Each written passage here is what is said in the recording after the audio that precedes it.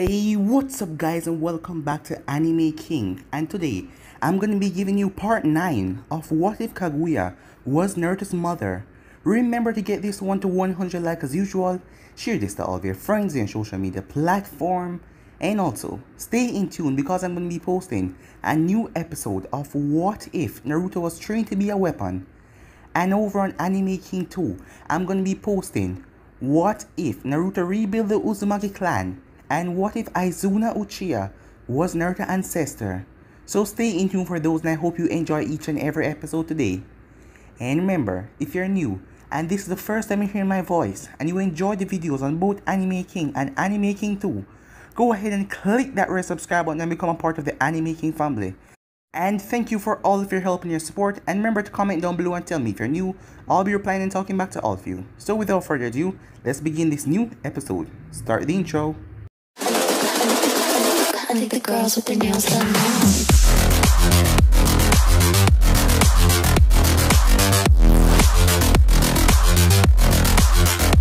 Girls with their nails done. I think the girls with their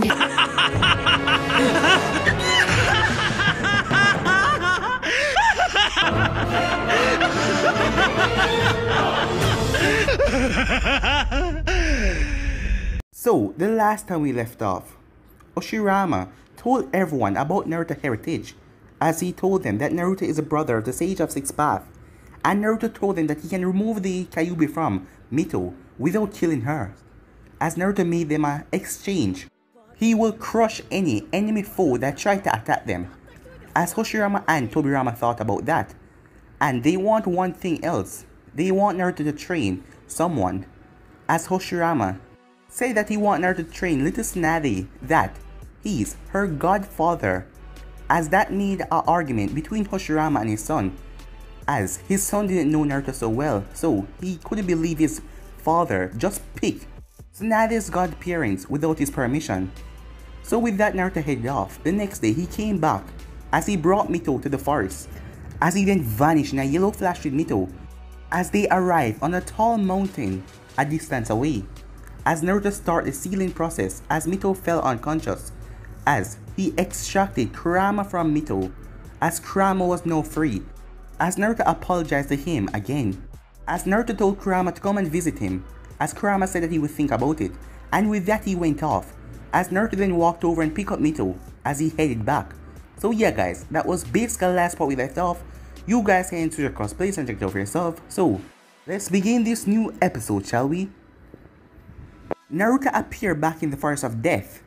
As a heavy weight left his shoulder, he has wronged the right that has been haunting him for a number of years now. Kurama was finally free.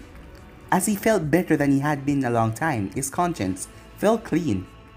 As Naruto looked at Mito, who was in a coma, it will take at least days or months, maybe even years. But for someone like Naruto, waking someone from a coma was nothing to him. As he placed her on the ground, as his hands hovered over her face and started to glow green. It took a couple of minutes, but Mito wake up from her coma. But she wasn't aware that she was in a coma. To her, it would only be a second. As Mito groaned, as she raised her hand and massaged her head. "What happened?" Mito asked as she sat up. "I knocked you out so you wouldn't have to deal with the pain of the extraction. But you regained consciousness during the procedure.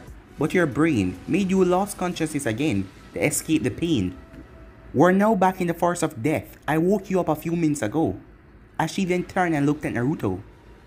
"So, the Kyuubi is gone?" she asked. As Naruto nodded, as she smiled. "Thanks," she said, as she then fell back asleep. As Naruto knew that she would still feel the mental exhaustion of what happened in the last few hours. As he walked over and picked up Mito, as he carried her off, back to the Senju compound. Meanwhile, Hoshirama was nervous, as he was pacing around, as he wanted Mito and Naruto to get back. What if something went wrong? What if Naruto calculations went wrong? What if the Kyuubi tricked Naruto and killed Mito? What if something went wrong, he thought, as his mind was racing. As Tobirama saw his brother, Hoshirama, he said, Stop pacing around. I understand that you're worried about Mito, but pacing like that won't do anything. I understand, Tobirama, but I can't stop worrying about Mito. What if something went wrong, he said. You're doubting Naruto abilities? I thought that you were the one who's trying to get me to believe in Naruto, said Tobirama. I trust Naruto completely. What I'm worried about is something going wrong. The Kyuubi could attack Mito as soon as it is released, or other shinobis might interfere. Those sort of things are starting to stress me out, Tobirama. I just wish that I could be next to her. I wish I could hold her hand and guide her through this procedure, he said. Before Tobirama could say anything, a Chunin burst through the door. Hoshirama-sama, Tobirama-sama, the man that you were asking for has returned to the village. He is carrying Mito and making his way to the hospital. Hoshirama quickly jumped through the window as he headed off, as Tobirama dismissed the Chunin as he headed off as well. Hoshirama quickly made his way inside the hospital as he made his way to the reception, as the woman quickly gave him the room number, room 12, after he asked.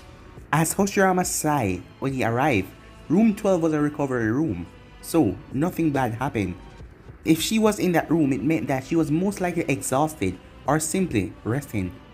As Tobirama appeared as well, as the both of them stood in front of a door as Hoshirama knocked and then entered. As he saw his wife lying down on the bed unconscious, as he instantly rushed to her side and grabbed her hand. Tobirama entered as well, but instead of rushing towards Mito, he searched around the room as he saw Naruto sitting in the corner. What happened? Asked Tobirama, as Hoshirama looked up as well, wanting to know the same thing. I took Mito to a secluded place in the land of rivers. Once she was there, she removed all of her chakra, allowing me to draw out the Kyuubi's chakra, but it was very painful and she went unconscious because the pain was too much. After she did, I removed the Kyuubi and then I brought her back. So the Kyuubi is gone, Hoshirama said. It won't try for revenge for sealing it away. It won't ever come back. As long as Konoha doesn't mess with the Kyuubi, yes, it will leave Konoha alone. I find that hard to believe, said Tobirama. The Kyuubi is referred to as a walking natural disaster. It won't just stop attacking places simply if we leave it alone. It won't attack anywhere for at least a while. Trust me on this, said Naruto. Very well, I trust your judgment, Naruto, said Tobirama. Thank you, Tobirama, said Naruto. As all of them went silent, as Tobirama and Hoshirama looked over at Mito. Sometime later, Haru appeared. As he entered and saw the three people in the room and his mother. Anyone want to tell me why I wasn't told that my mother was in the hospital? Both Naruto and Tobirama looked at Hoshirama, who just blinked at the two. Hey, why are both of you looking at me? He's your son, said Tobirama. I know him for less than a week and I don't know anything about him, said Naruto. Sure, dump all the blame on me. As Haru simply ignored them as he went around the other side and held his mother's hand. Where's Miki? Hoshirama asked. At home, said Haru. Tsunade was kicking up a piece of fuss and Miki did not want to bring her along, in case she cried, said Haru, as Hoshirama nodded. As Naruto got up, I will let you all have your moment, he said. Naruto, said Tobirama. Come to the Hokage's tower in a few hours. I'll be there to talk to you about a few things. As Naruto simply nodded as he exited the room. As Naruto left the hospital, he decided to visit the other training grounds. If there was training ground 44, then there should be at least 43 other training grounds. As he wandered around the street, as he just took in the sights and the sounds, as ninjas were skipping across the rooftops, as he focused on the village around him, as he wondered how long would Konoha last against the test of time, against the war that is coming, and the other wars that will follow. As Naruto just prayed that it would last for the citizens, the kids that inhabit Konoha and call it home, because they are living a peaceful life here. After 15 minutes of wandering, Naruto started to hear this metal clashing against metal, as he realized he was nearing one of the training grounds. When the training ground came to view, Naruto saw three figures clashing in the training ground, as three blurs were clashing again and again. To a normal shinobi, it would look like blur, but to Naruto, It looked like they were going slow because of his advanced eyes. As Naruto saw one of the figures fly through the air and smash into a tree and collapse on the ground. As the figure got back up, Naruto looked at them. The first thing, she was a girl. Her hair was held up in a bun as she had on her Konoha headband with armor. Under that she had on a black fish net with ninja sandals. As the armor had on numerous cuts and dents on it. As she had blood over her body as well. And her face had several scrapes and bruising. As she appeared to be about 18 or so. As she tried to pick herself off the ground, but she then winced in pain to where the dent in her armor was. "Damn it, Hiruzen," she called out. "That punch hurt. I think you cracked one of my ribs." As she removed the armor to check on the injury. As the other two stopped fighting. As both of them turned towards her. As the both of them were male, the first one had short, medium black hair that fell to his headband protector and glasses. As he was wearing armor as well. As he also had a scarf wrapped around his neck. While the other one was wearing armor as well, as Naruto could guess that he was Hiruzen. As he had an armor that was similar to Madara and Hoshirama, the one they used to wear. Sorry about that, Koharu," Hiruzen said. "I didn't mean to put that much force behind that punch." "That is the same thing you said all those other times, Hiruzen," she said. "Just give me a minute, I am going to have to heal," but she was cut off by her other teammate. "Hiruzen, Koharu," he called out. As he then gave a gesture with his head to Naruto's direction. "Finally, they noticed me," Naruto thought. "I didn't think I hid my chakra that well," he thought to himself. "Sorry, Hyuga, we didn't know that you were there," said Koharu. "Hyuga?" Naruto thought. As he then remembered, he was no longer wearing his blindfold. "Don't worry," Naruto said, waving it off. "But I am not from the Hyuga clan." "Huh?" all three of them said. "But you have the Byakugan," said Hiruzen. "How can you not be in the Hyuga clan?" "Because I don't have the Byakugan," said Naruto. "I am actually blind," he said, as he went with the lie he gave Hoshirama and Madara all those years ago. As all three of them were shocked at the answer. "Then how do you see?" asked Hiruzen. As Koharu then slapped him in the back of the head. "Hiruzen, you don't ask something like that straight to their face." "It's okay, Koharu," Naruto said, as he remembered her name being spoken earlier. "I used chakra to see." "See," said Hiruzen, "you and Homura always say that my questions will get me into trouble and I am annoying. But unlike you two, I see the value of asking questions," Hiruzen said with a smile. "One day you're going to offend someone with your questions," said Homura. I don't see it that way," Hiruzen said. "Hey, what's your name?" asked Hiruzen. "Oh, my name is Naruto," Naruto said. "Your parents name you after a ramen topping," said Hiruzen with a small chuckle. "My name mean Maelstrom," Naruto responded, as he was annoyed by the question. He was born hundreds of years ago, before this stupid ramen was ever even created. They should be asking if they named the ramen topping after him. "I am sorry for my teammate's rudeness," said Koharu. As Koharu's hand then glowed green, as she placed it on her stomach, as she started to heal herself. As Naruto watched her use her medical technique. After a while, she spoke. "So, what can we do for you, Naruto?" she asked. "Nothing," Naruto replied. "I simply decided to visit the ninja training ground. This was the one I stumbled upon. I will most likely have a look around before leaving."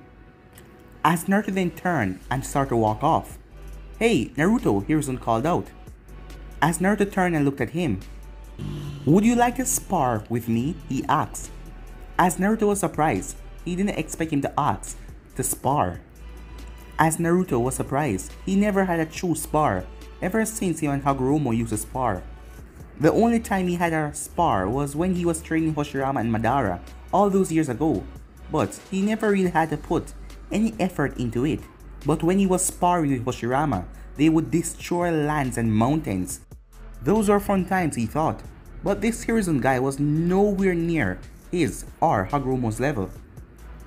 "I am sorry, I am a civilian. You wouldn't have much of a fight," Naruto said, telling a lie. "But you carry weapon, so you must have training, and you said that you use chakra to see, so you must have come in contact with some ninja at some point," Hiruzen said, as Naruto narrowed his eyes. How did Hiruzen know that he carried weapons? As it was like Hiruzen was reading Naruto's mind. I saw the metal glint from inside of your cloak. It's okay if you don't think that you're good enough. I'll go easy on you, Hiruzen said. This kid is too arrogant, and that will get him killed, Naruto thought. Maybe I should show him and knock him down a peg. Fine, I'll spar with you. As he then walked closer, as he was facing Hiruzen now. And for your information, just because I said I could use chakra, doesn't mean I'm a ninja. Aren't you going to take out a weapon? Hiruzen asked.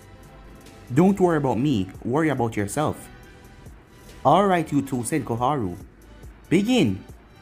As neither of them moved, Hiruzen narrowed his eyes at Naruto. He then went into a fighting stance. As Hiruzen realized that Naruto wasn't moving, as he then charged forward, Koharu and Homura and even Hiruzen's eyes went wide, as both of Hiruzen's arms were grabbed by Naruto, and a blade extended from Naruto's sleeve was at Hiruzen's neck.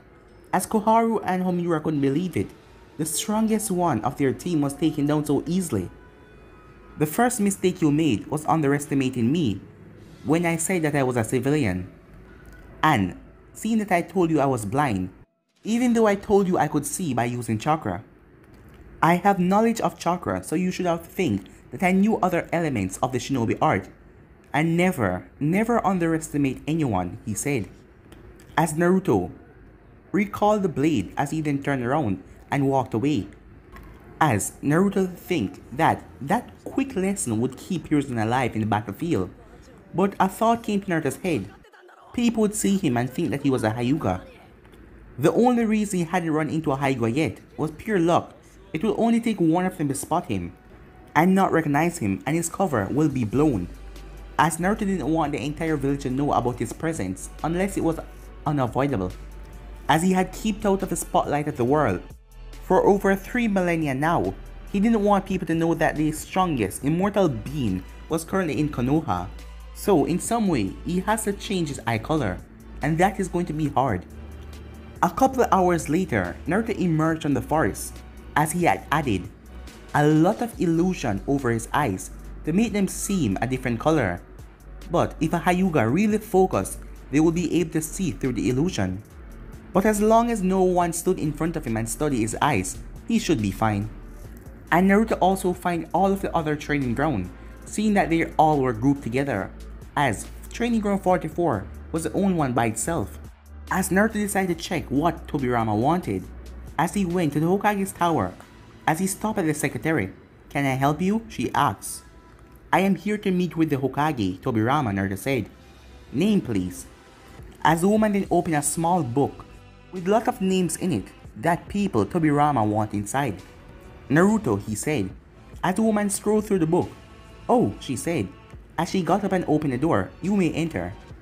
As Naruto entered the Hokage's office, as he looked around to see the table and the windows behind the table. As Naruto saw something that kind of surprised him, there was 5 copies of Tobirama sitting at the table, all grumbling to each other with 5 other chairs. As Naruto had saw illusion clones that others use in battle, but these ones were completely solid, and they were holding pencils. As Naruto cleared his throat, bringing Tobirama out of his paperwork. As Tobirama got up and created one more shadow clone to substitute for him, as he brought Naruto over to the couch. So, what do you want to talk to me about? Naruto asked, getting straight to the point. I want to talk about who you will train. Also specify what should happen if certain scenarios occur. I want to iron out my details now so that my successor won't have to deal with them in the future. You seem sure that you won't make it through this war by the way that you're talking. Are you really that sure about your death? Naruto asked curiously. No, Tobirama said. I am not sure that I will survive the coming conflict, but it is better to be prepared for what is going to happen. But I wish to get on with the reason why you're here. If myself and Hoshirama perish in the war, what will you do? That depends, Naruto said. If the war ends and the person that I am to train is at an unsuitable age, I will leave the village and come back when they are able to train. Should that person be of age, I will train them about a year and then leave.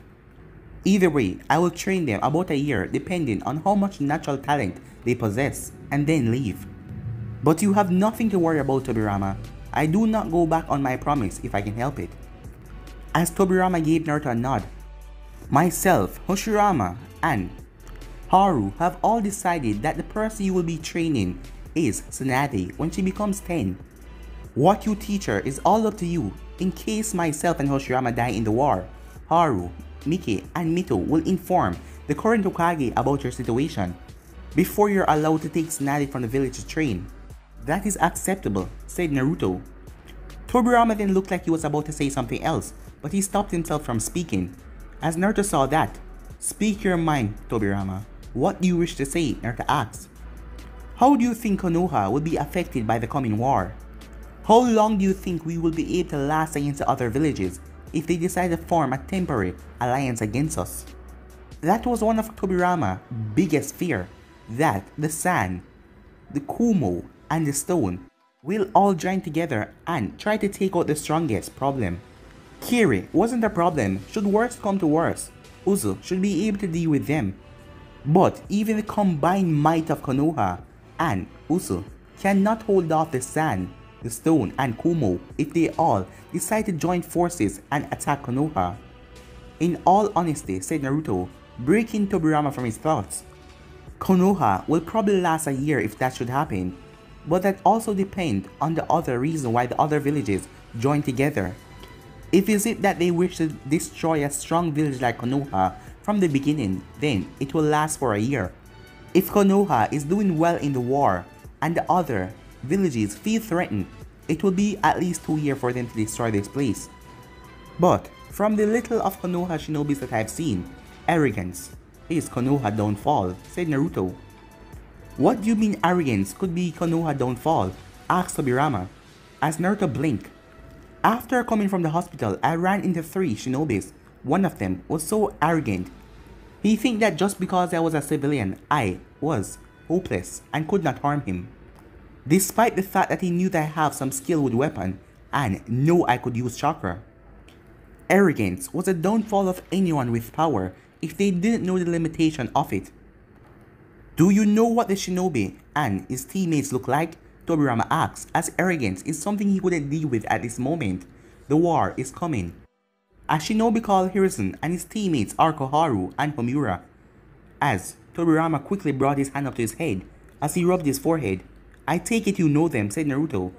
Yes, said Tobirama. Hiruzen, Koharu, and Homura are my genin team. As Naruto didn't understand, as Tobirama decided to explain, when a ninja reaches the rank of a jonin, they are required to take on a genin team.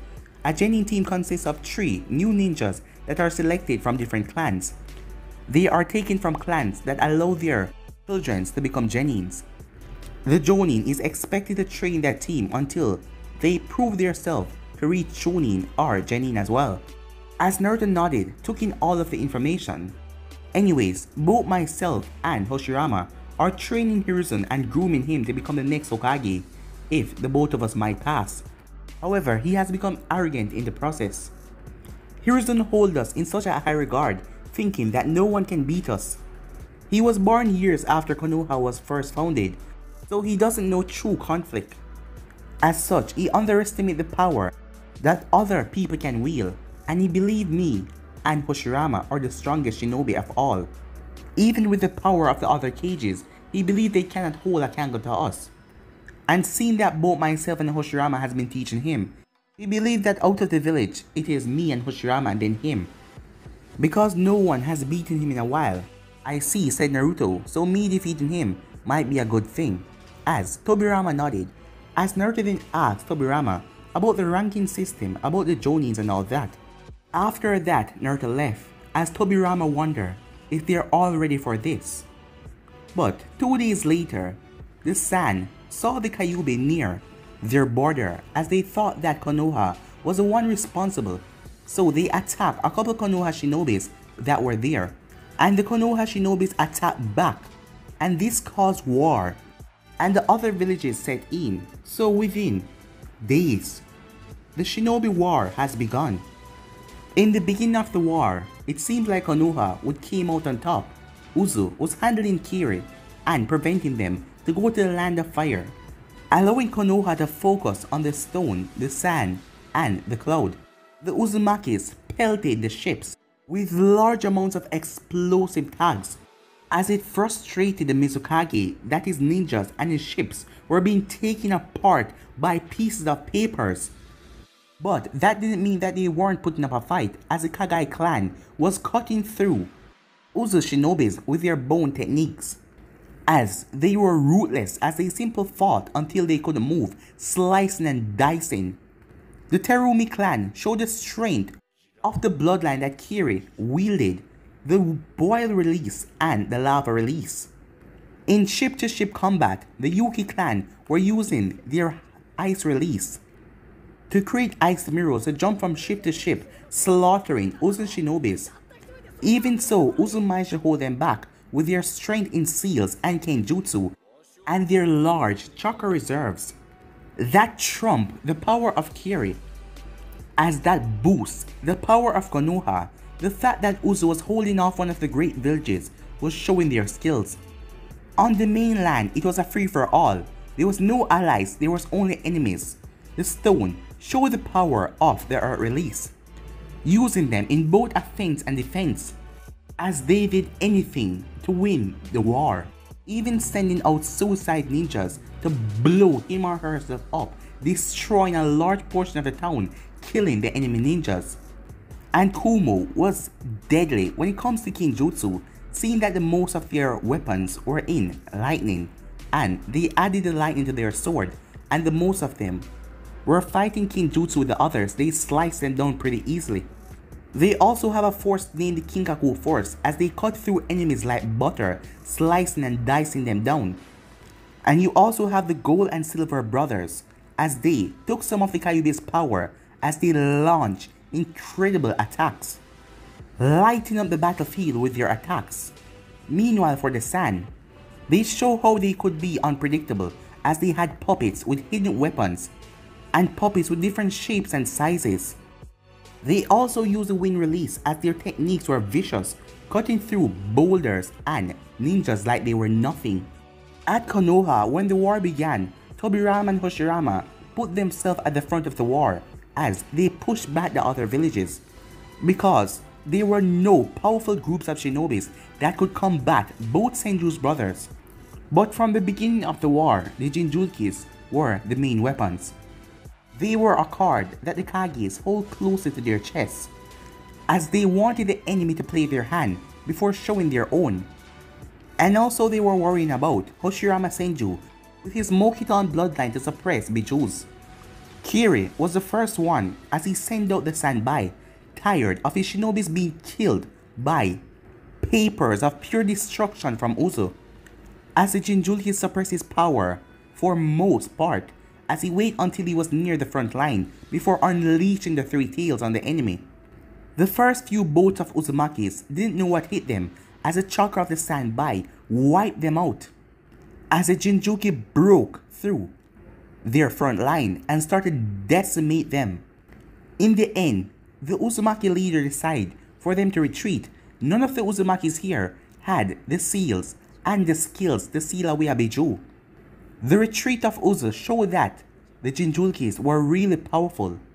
This was a display of power that sparked all of the other Kages to do the same. Kumo released a Nibi Jinjulki onto the battlefield, as the Kazekage kept the One Tails on his home ground, crushing any enemy ninjas that come near the Sand. The Hokage of the Stone decided to send out both of his Jinjulki to crush all of them, as the Five Tail went out to stop the Two Tails, while the Four Tails went to break the line of Konoha and enter the Land of Fire, as in the end the Navy had to retreat as the Gobe was more powerful and Konoha front line was destroyed by the power of the Yanbai. But the other nation didn't understand. Everyone was letting out their Kyuubi, but Konoha wasn't letting out the Nine Tails, as it wasn't spotted since the start of the war. It got the other village whispering about how they never had the strongest Biju in the first place. Rumors quickly started to spread about that the strength of the first hidden village was weakening. But it was just that rumors, and no Kage would act on rumors. For all they could know, Konoha was the one spreading the rumors, and it was a trap. Or they could simply have the Kyuubi Jinchuriki guarding Konoha waiting for someone to come. As Hoshirama Senju pushed off from the border of the Land of Fire to take on the Yanbai, as the Yanbai Jinchuriki had to retreat after seeing Hoshirama Senju himself. As Hoshirama decimated all of the shinobis that were near to the valley, as he destroyed all of their ranks, like a hot knife shoved into a butter, destroying all of the stone shinobis, as Mew was maintaining the border of the stone village. He was going to become the next Tetsukage with his impressive Keke Todai in Dust Release and his camouflage technique, and he was able to split his body into two. Yet, with his skills, he was still no match for Madara Uchiha, as Madara Uchiha had picked him apart like he was nothing, and he knew in a one-on-one fight Hoshirama could defeat Madara, as he looked down at Hoshirama destroying all of his soldiers, as he knew he had only one opportunity to make this count. When using the hiding in camouflage technique, no one could sense him, not even the god of shinobi himself, and he knew if he did this, his name would be in the history book of him taking down Hoshirama Senju, and songs would be sing around the stone about him. As he dashed forward, Hoshirama then sensed a chakra building up, as he immediately spun around, as he saw a floating figure in the sky, as a white spear was pointed at him. As Hoshirama instantly recognized him with his Keke Todai Dust Release, it was Mew, the protege of the first Tetsukage. Hoshirama barely had any time to react as Mew readied his technique. Dust Release, detachment of the primitive world technique, he said, as a pure white beam tear into the ground. Everything was vaporized instantly. But he wasn't done, as the technique scarred the earth, an aftershock that shook everywhere. As the Konoha shinobis that were behind Hoshirama were shocked, as the area that Hoshirama was standing was blown to Kingdom Come. As the thought quickly entered their minds that Hoshirama Senju was dead, as many of them fell to their knees, as they couldn't believe none of them had sensed him until he was ready to use the attack. As the smoke cleared, Mew did not see Hoshirama emerge, and the Konoha ninjas were looking for him. As Mew started to fall back, seeing that he didn't have any other ninjas with him, and now that the first Hokage is dead, they can take control of the border. As the ninjas started to look around, they saw the ground crack open as a wooden box came from the ground. But guys, this is where I end this episode.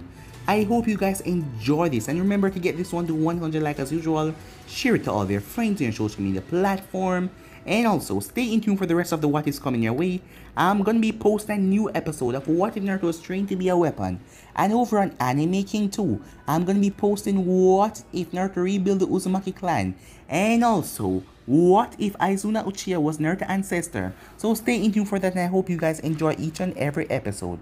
But for now, I'm out of here guys. See you guys later. Peace.